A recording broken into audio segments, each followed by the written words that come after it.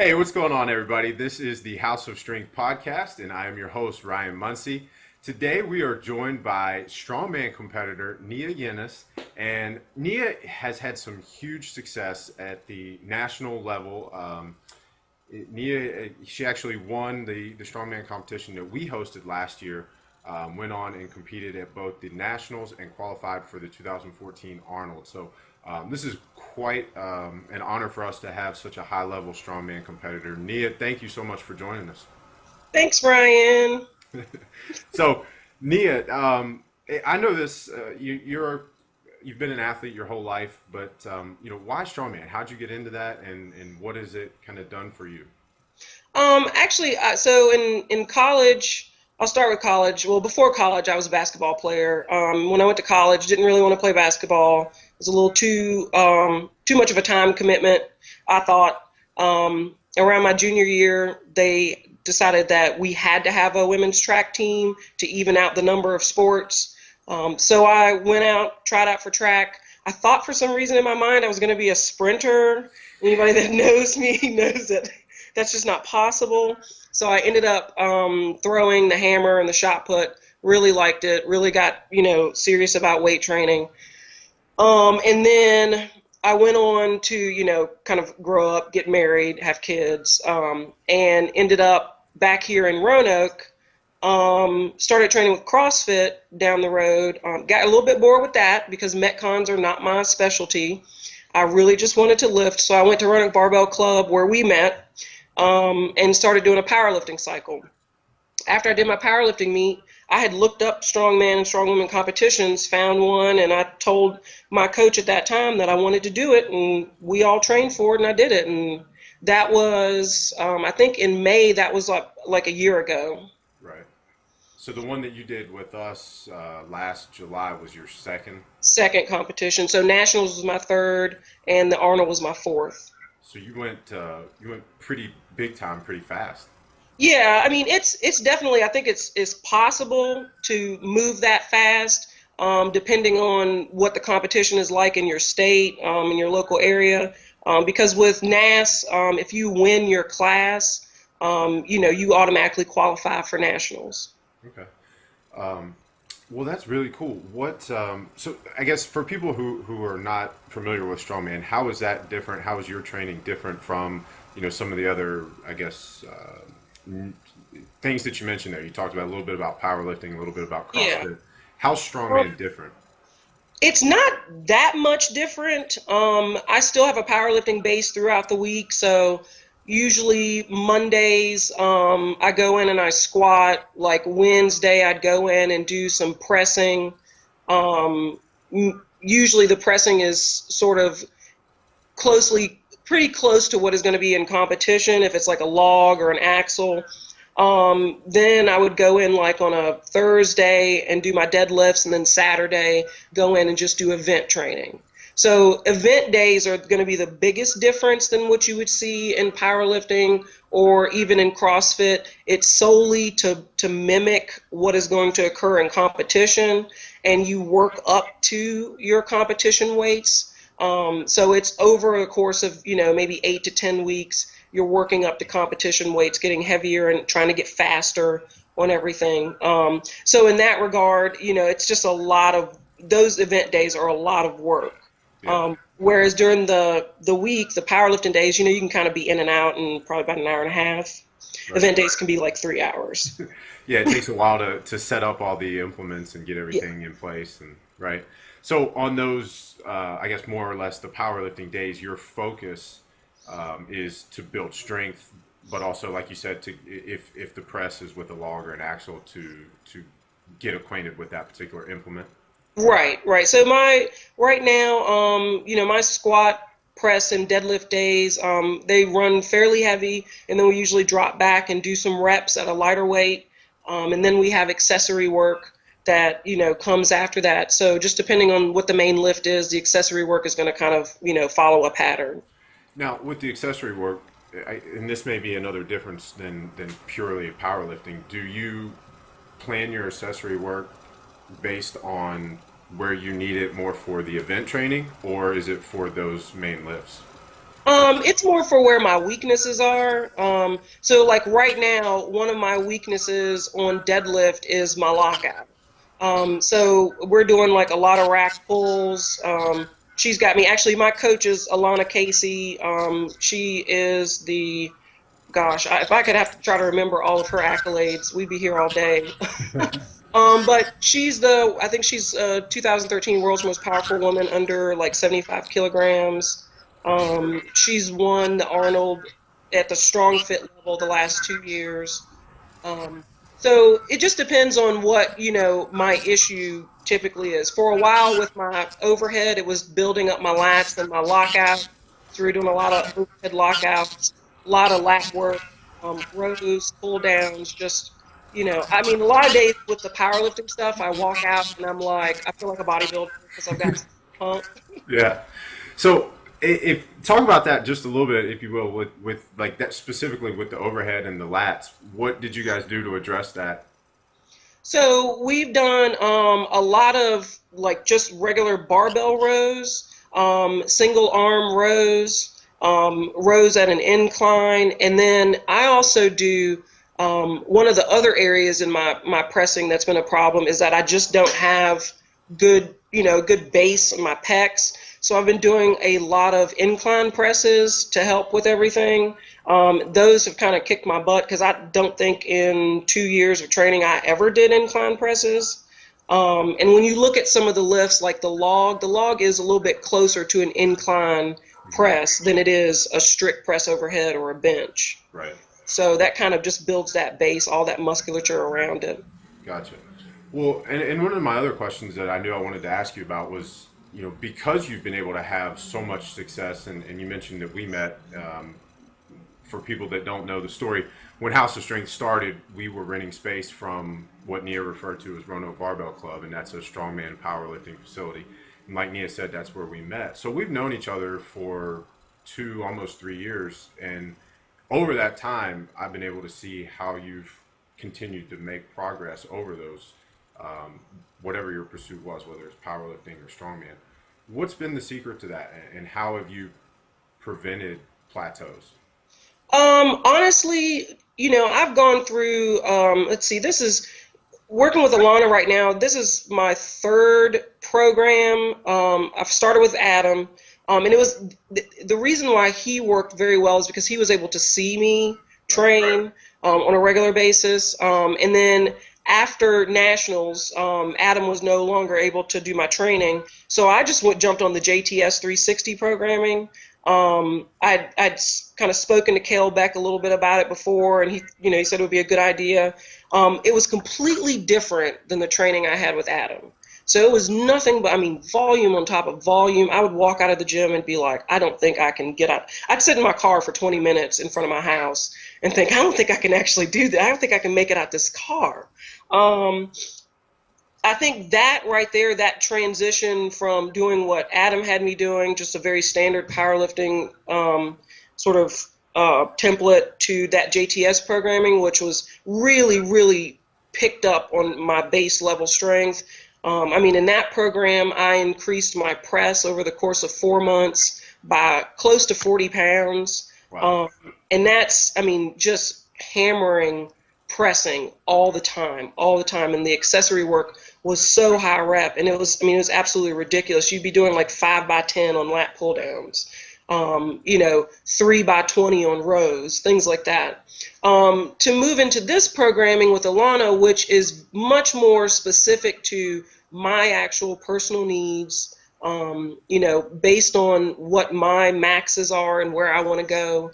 I think when you first start training, having something that is very basic is fine.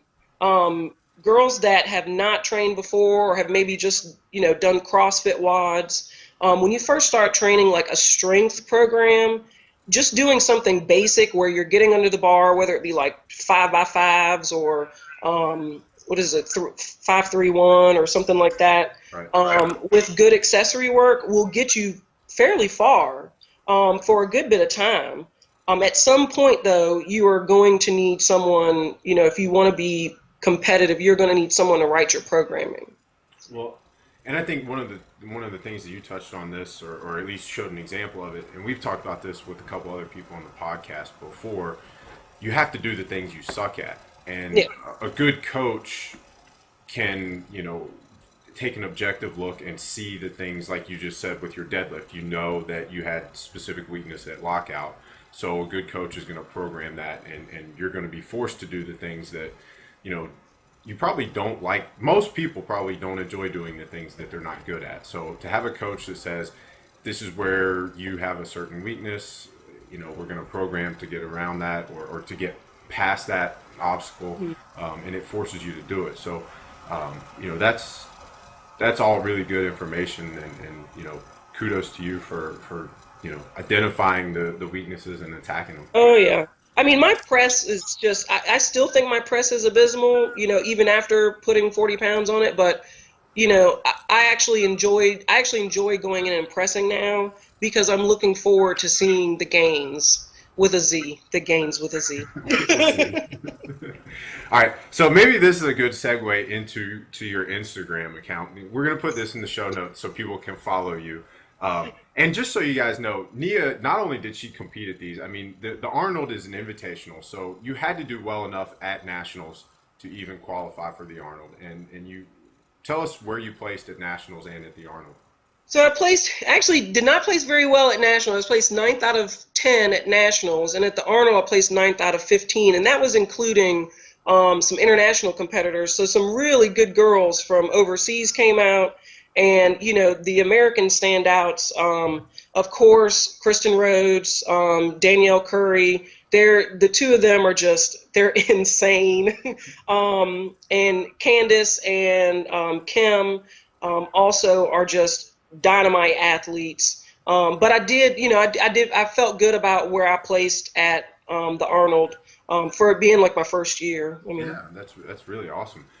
So, if you're listening to this and you want to see some of Nia's training in action, there's videos of her deadlifts and pictures of you snorting ammonia caps and posing in front of Lamborghinis with suicide doors.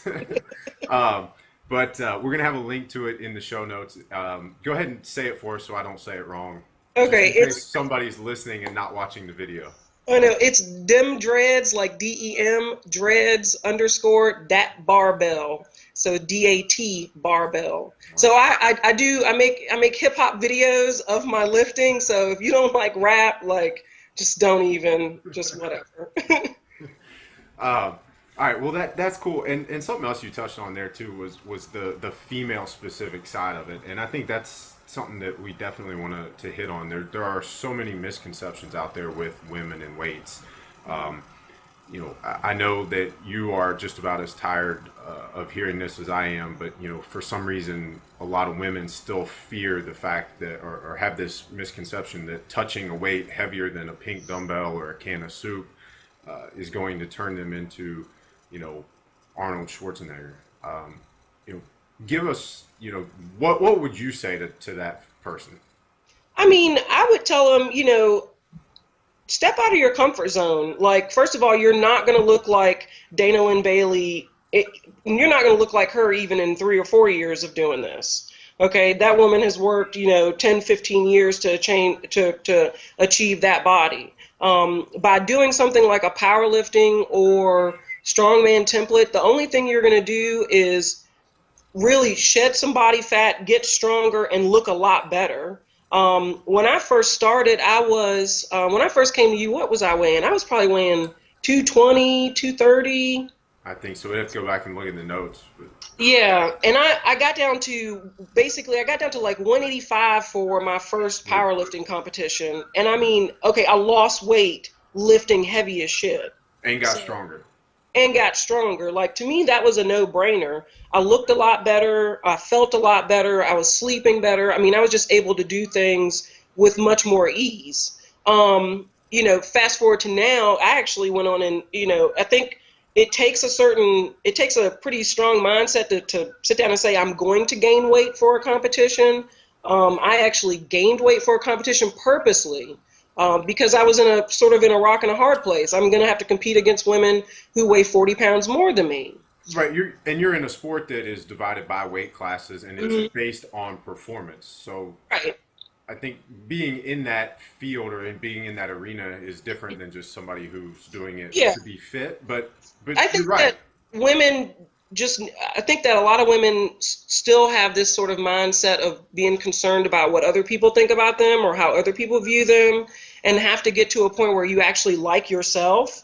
And, if anybody that follows me on Facebook or Instagram knows, I love me. Like, I think I am really hot. And you cannot tell me otherwise. Whether I'm 240 pounds or 180, I love myself. And if you don't come to that realization, then you're gonna have a hard time. It just in life in general. And that's really cool. We've had a couple of people on in our group that have talked about that, and I think some of the guys that are in our group for our business group, and that's a big thing for everybody, whether you're in fitness or not in fitness, whatever you're, just for life. You've got to be comfortable with yourself, and to live your authentic life and be your authentic self is going to open all the doors that people want, for true happiness. And it's like you said, be comfortable with who you are, and if people don't like it, the hell with them. You don't Yeah. need them around anyway. I don't care. I would tell every woman, I mean, honestly, before you go train or when you get up in the morning, go listen to some Beyonce, honey, because she is going to make you feel like she's going to make you realize that you are gorgeous, you are beautiful. I mean, I did wake up like this. So, okay. No, I mean, honestly, seriously, I think women need to feel a little bit more empowered about themselves, whether or not they're, training or not. I mean, even in the workplace, what you're worth, what you're capable of, and you should be proud of it. It's funny that you brought up that word empower, because I actually had that written down in my notes. That I knew we were going to talk about this a little bit, and I wanted to get into the benefits of lifting for women. And yesterday we still do Strongman Saturday. Even though we're not at Roanoke Barbell Club anymore, and especially with the Strongman event coming up, we're working a lot more of that into our Saturdays. We did a lot of tire flips yesterday, and you believe it or not, it's our female members that love the tire flips more than the Hmm. males. I mean, the males love it. Don't get me wrong, but the women were all over Facebook afterwards yesterday, and nothing makes me feel better than flipping tires. And it's when we get women in and they start to do things that they didn't think they could do, Hmm. it has such an empowering effect on them, not only in the gym but in the rest of their life, whether it's at home, at work, whatever. Um, and that's what's really cool is the confidence that gives. Like you said, the physique and all those external things will come, whether it's weight loss or inches lost. All that stuff is there. It comes, but it's all the things that it does for people's psyche and their confidence and the rest of their life that's really really cool. Yeah, I think there's something to it when you realize that you can do something that you previously only seen men do. So for women to do things, to be shown and be seen doing things that are sort of quote unquote unwomanly and being good at it and finding they're able to do it with ease, is always a positive. I've actually had some girls come over and do, log pressing with me, and they look at that log and they're like, there's no way Yeah. I'm gonna pick that up. And I'm like, honey, I know you only weigh 135 and that's 90 pounds, but you can do it. We Right. just got to show you how. And they do it and they walk away and they're like, whoa, I could do a competition, or I could, get a little bit stronger. Yeah. So it's addictive. It really honestly is. Once you start getting the swing of things, it's very addictive. Yeah. And like you said, when you start making progress too, that adds an element of that addiction. You Hmm. want to get back in, you want to see it, you want to keep that ball rolling. So for people that are just getting started, I think that's a great approach to take. And we talk about this a lot with goal setting, is to not focus on the outcomes, but to focus on actions and the things that you can control. So instead of saying that you're going to lose a certain number of pounds, it's I'm going to show up to the gym every day that I'm supposed to, or I'm Hmm. going to eat, X number of meals or whatever. But when you start your, whatever you want to call it, your endeavor, your journey, your path, I think one of the things that you knew this, maybe you didn't consciously make the decision, but as an athlete, you're drawn to things that require performance. So Yeah. powerlifting or strongman, there's a competition, there's an end goal, there's something that you're working towards other than just a number on the scale or a clothing size or things like that. And I think if more men and women could pick things like that that push you, like you said, to get outside your comfort zone, you're working towards an end that is more than just, some superficial or external arbitrary goal. And I think that helps lead people towards, getting where they want to be, builds that confidence and all that stuff. So, Yeah. well, let's talk about a couple of other, common misconceptions. And you said that it takes, a really strong person to want to be able to gain weight for a competition. Yeah. What about, a lot of women are afraid of food. There's, people that, okay, so now we've got somebody in the gym and they're doing the work, but then there's the whole food side of it. What do you mean? They're afraid because they're going to end up eating more? Well, not necessarily that, but, they won't eat enough to support what they're doing in the Oh, gym. good Lord. I think a lot of people, especially women, have been down this road. And when I went to CrossFit, that was sort of, at that time, that was kind of one of the big issues in CrossFit circles, is that they were finding out that people just weren't eating enough. Like, all these folks were coming in, they were starting to see some weight loss, and they figured, oh, well, I just won't eat any rice with this meal and I'll get leaner, but that actually ends up shutting down your athletic, performance, and you end up tired. And, the best thing that I can tell anybody, male or female, is, sorry if you heard.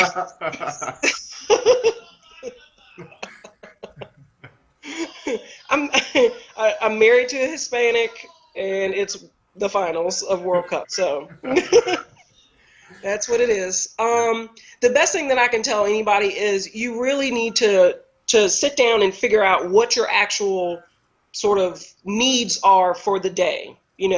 Like we did with you, as far as when we were doing nutrition. Look at what the needs are for the day for you to be able to complete, your daily living activities plus exercise, and keep track of what you're eating to eat to that level. The weight loss is going to come. I mean, if you manipulate your macros a little bit here and there, usually carbs and whatnot, the weight loss is going to come in the manner that it should. It's not going to be too fast. It's not going to be too slow.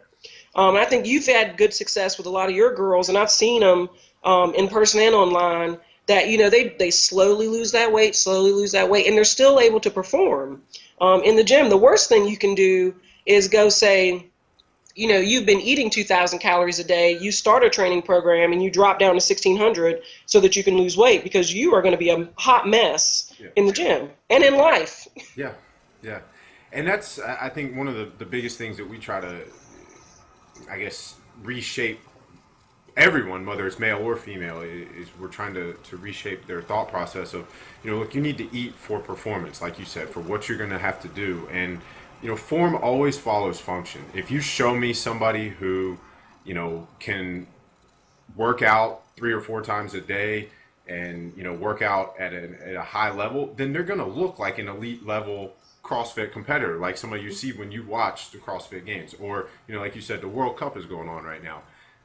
If you don't think that those guys are eating to perform the way they have to perform, you're crazy. And then it just so happens that, well, because that's what they do, their body takes on the look of what it is that they do. And I think that's been a big thing for a lot of our women, like you said, both in the gym and online.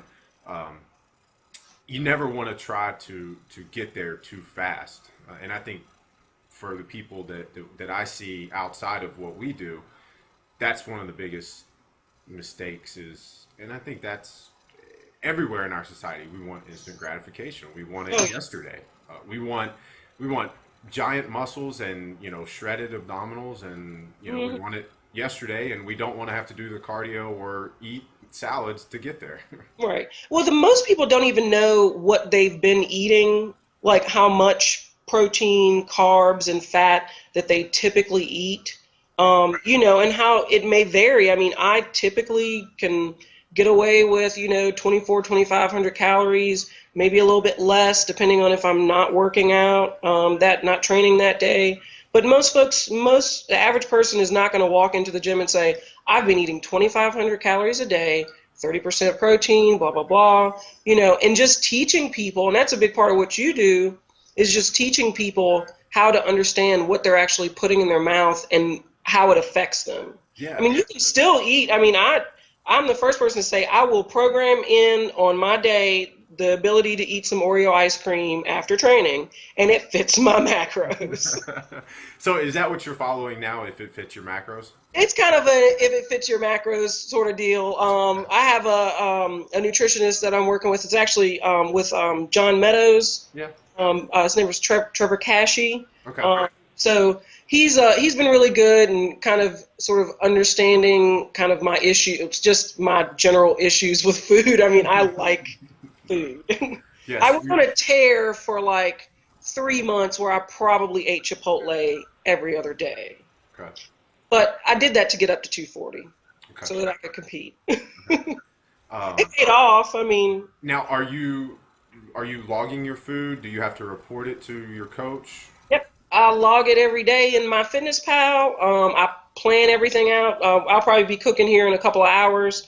I've actually found just a few basic recipes that I really, really like. So I don't cook like fancy stuff. I mean, it's basically chicken, rice, and vegetables, olive oil. But after I train, I do, sometimes I'll have nacho fries with chicken on them, or my Oreo ice cream. What was it today? Indian buffet? I had Indian buffet today. So when I do stuff like that, when I do Indian buffet, basically I've eaten all my carbs. I know that. That's done. Right. I just have to go back and just pretty much eat protein for the rest of the day. Right.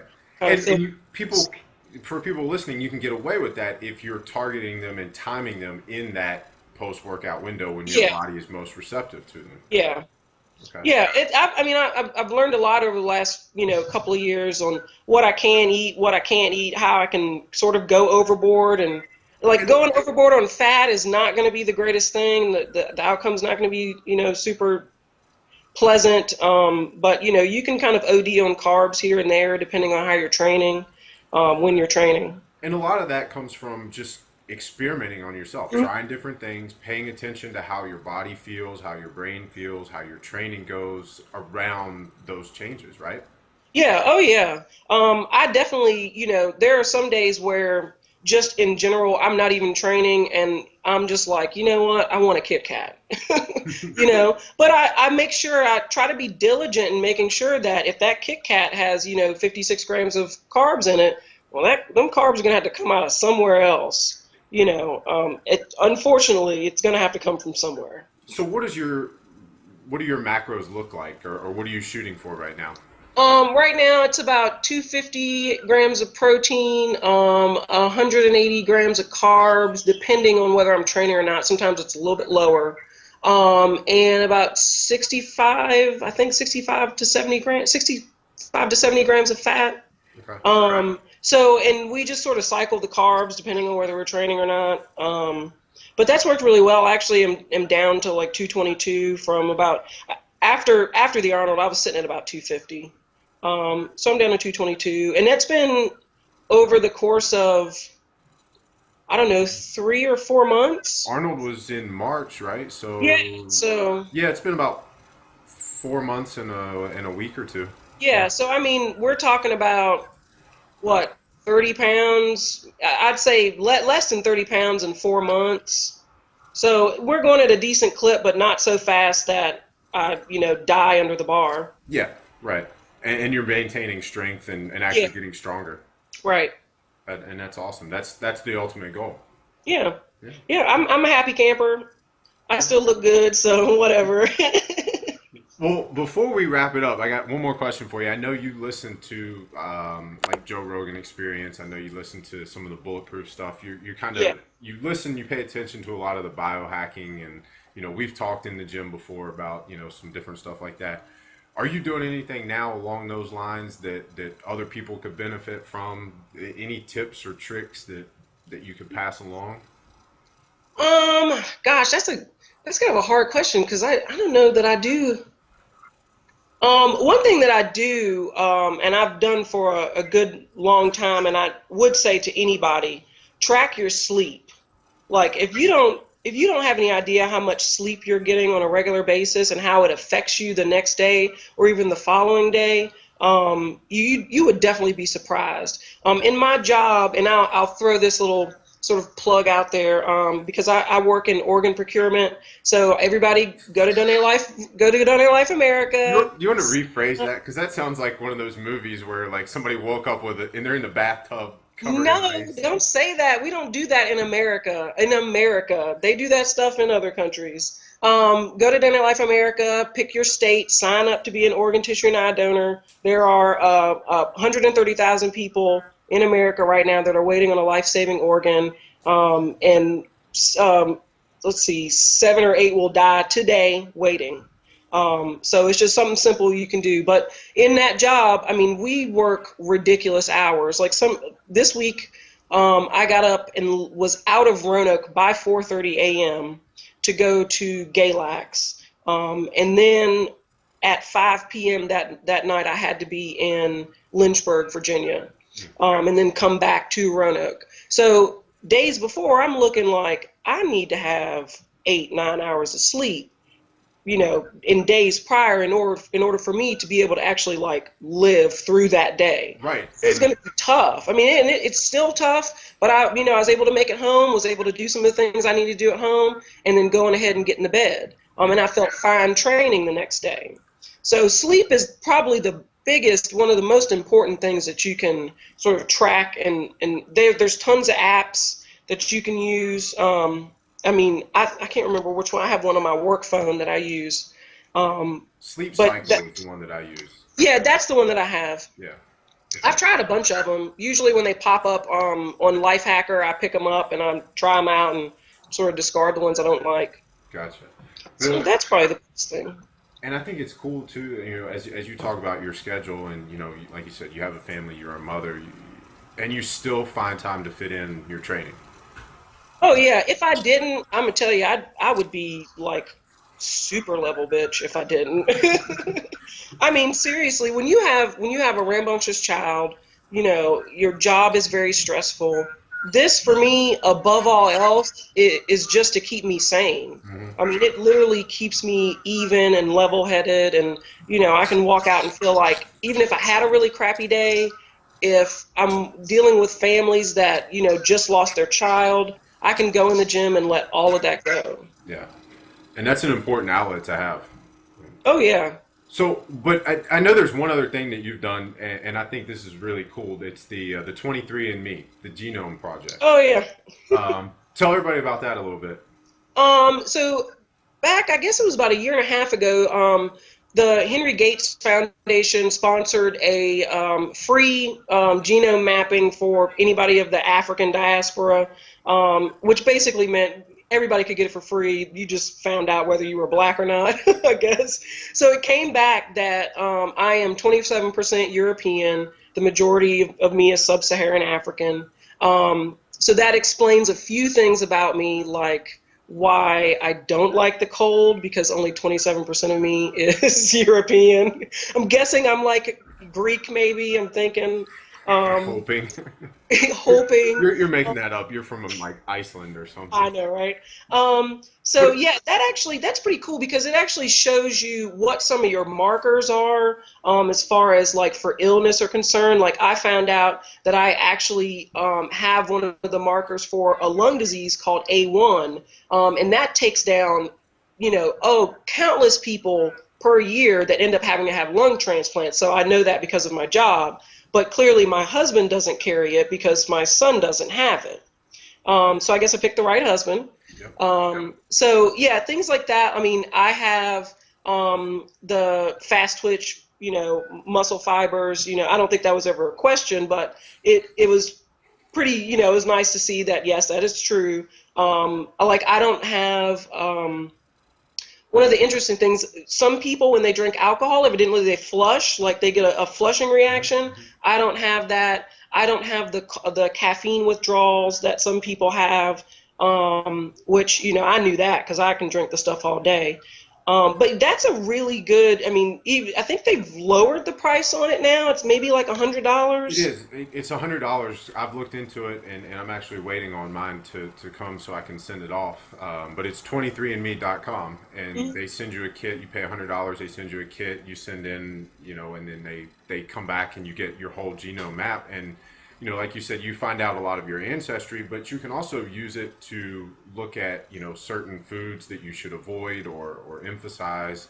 Also for, illness, things that you may be, subject to or areas where you would be safe, or really cool stuff. And I would encourage anybody who is interested to check that out. Yeah, that's probably one of the, I'd say I tried to get most of my family to do it, and everybody was like, I don't want to know. It's going to tell me if I'm going to die. I'm like, no, it's not. Tell you like what to avoid so you don't die. Right. Well, we're all going to die. So. Yeah, at some point. No. All right. Well, before we let you go, we have a closing question that everybody has to answer. So it's two parts. One is on topic. So part A is on topic, and part B is off topic. And the question is just, what's your one piece of advice for somebody listening to life hack, kick more ass, get stronger, whatever it may be?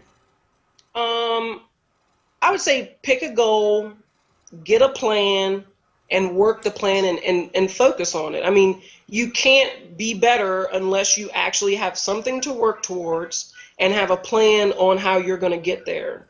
So for people who are looking at, strongman and powerlifting and stuff like CrossFit competitions, want to be good at it, but you haven't picked a competition date, you don't have a training plan for it, you're not going to ever be successful in it if you don't map it out. There's tons of sites out there. You've got Nias Strongman out there now, that you can go to that. You can pick a competition. You can go on Powerlifting Watch. You can pick a competition. CrossFit competitions are happening every weekend in some city. There's also startingstrongman.com, and then the Facebook page for Starting Strongman if you need to go in there and actually pick out some, find people in your area that may be doing strongman or powerlifting. I know that site also has a map where you can find a gym. You need to put your gym on that too. Yeah. So, just pick something that you want to do, pick an end date for it, and work towards it. That's the one thing. That's how I got started. I picked a competition. It was a tiny powerlifting competition in a park, under a park shelter. And I said, it was on like April 20th or something like that. I said, I'm going to do this. And I got with Adam and we made a plan. So, and I stuck with it. You got to stick with it. Yep. That's awesome. All right. So part B. Okay. Your advice outside of, what we talked about today. If you could just give somebody one piece of advice on life, or what would it be? For whatever endeavor you choose, you need a support system. So whether you have a spouse at home, children who support you, I think I'm pretty lucky that my support system has grown exponentially. My husband, despite the fact that this, is an expensive sport, that it is physically and emotionally, at times it can be physically and emotionally taxing. He still puts up with my love for it. My son loves it. My son, when he picks up like 2 sodas, he's like, I can do Atlas stones, Mom. And I'm like, okay, if you think so. No, he loves for me to pick him up and like press him and do things like that. My coworkers at LifeNet Health are always, asking me when my next competition is. I've met so many friends doing this. 2 of my good friends, Danielle Curry, who's the 2nd strongest woman in the world. Amina Rezegi is one of my really good friends. Kale Beck, I can always go to Kale and say, what should I do? My coach, Alana Casey, two of my really good friends are like little brothers, Brandon Morrison and Matt Falk from Live Big, Eat Big. You know, we're always, you know, a lot of us are always constantly communicating and sort of trying to figure out this little path and this little world that we have here, because it's a different lifestyle than most people have.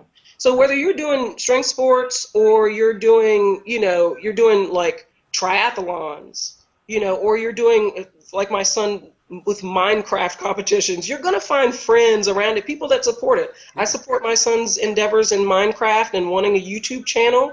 He supports my endeavors in doing, you know, strong women and powerlifting. So that's the main thing. I mean, and you've been great. You and your whole squad over there have been great. They always are, you know, cheering me on and, you know, asking me questions and whatnot. So it's nice to have a good group of people that, you know, are interested in your progress and interested in you doing well.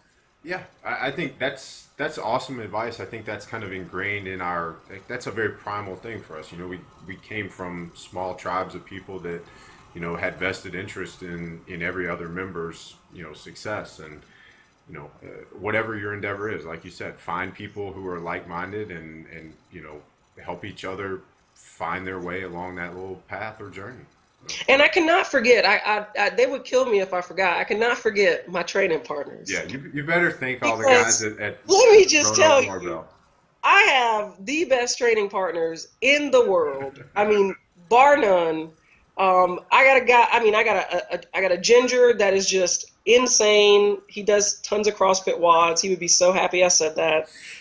We got a Mexican that is just, he's just himself.